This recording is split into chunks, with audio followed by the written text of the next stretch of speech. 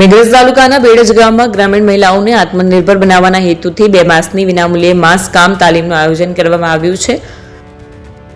મેઘરજના બેડજમાં 30 બહેનોને માસકામ તાલીમ, આત્મનિર્ભર બનાવવા 2 માસની વિનામૂલ્યે તાલીમ, બેડજ ગામમાં ગ્રામીણ મહિલાઓ માટે માસકામની વિશેષ તાલીમ, ગુજરાત માટીકામ કલાકારી અને રૂરલ ટેકનોલોજી સંસ્થા દ્વારા આ તાલીમ યોજાઈ રહી છે। આ તાલીમમાં બેડજ ગામના જયશ્રી લક્ષ્મીમાં સખી મંડળ, જય આશાપુરામાં સખી મંડળ, રોશની સખી મંડળ અને સગમ સખી મંડળની કુલ 30 બહેનો ઉત્સાહભેર ભાગ લઈ રહી છે। તેમને પરંપરાગત કલા સાથે આધુનિક બજારની માંગ મુજબ ઉત્પાદન બનાવવાની વ્યવસાયિક સમજ આપવામાં આવી રહી।